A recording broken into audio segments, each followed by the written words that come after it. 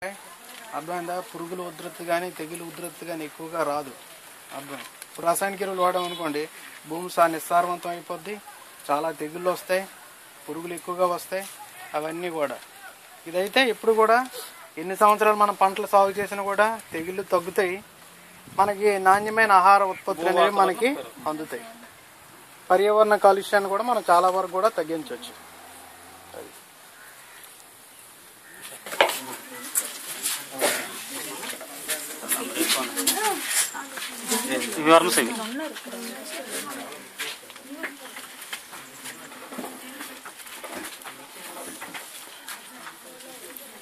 కొంచెం బయట తీయండి సార్. చూడండి అమ్మ, అందరూ చూడండి.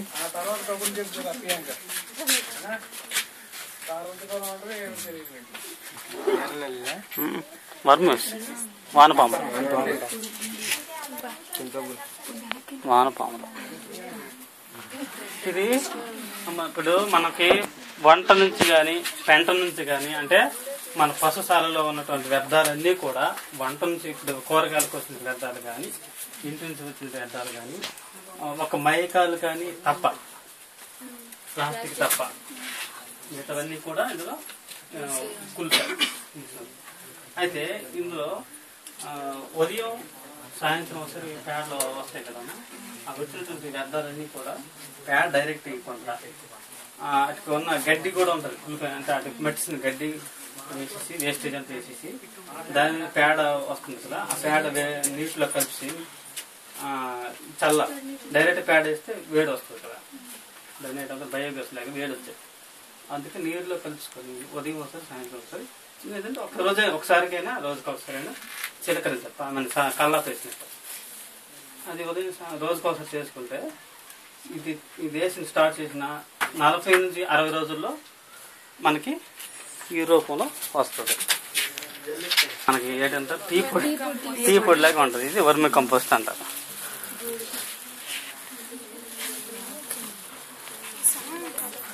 చూడండి చూడండి, సేమ్ టీ పొడి లాగా ఉంటుంది.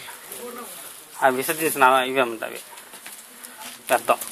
అయితే ఈ పదార్థాన్ని ఎకరాకి 200 గేదెలు కానీ వేస్తే అసలు 20 ఎకరాలు అంత వేగంగా ఈ భూమిలో మంచి పోషకాలు తయారు చేస్తుంది. వీటిలో కొన్ని ఇవి ఎండిపోకుండా ఉంచుతాము. ఇది పొలం డైరెక్ట్గా దమ్ములప్పుడు కానీ, సరైన వాతావరణం ఉన్నప్పుడు, వర్షం పడినప్పుడు కానీ, వ్యవసాయంలో కానీ దమ్ములు కానీ వేసుకుంటే వేగంగా వర్మ్స్ తయారవుతాయి. వర్మ్స్ అంటే వానపాములు వచ్చిన తర్వాత భూమిని అంతా గుల్లపరచడం, ఆ చెత్తనం తిని విసర్జించినటువంటి పదార్థం మంచి పోషకాలుగా మొక్కకి అందించడం, మొక్క ఏపుగా పెరగడం, తరతరాలుగా మనకి భూమిని చల్లబరచడం, బాగా సారవంతం చేయడం చేస్తుంటుంది. ఒకసారి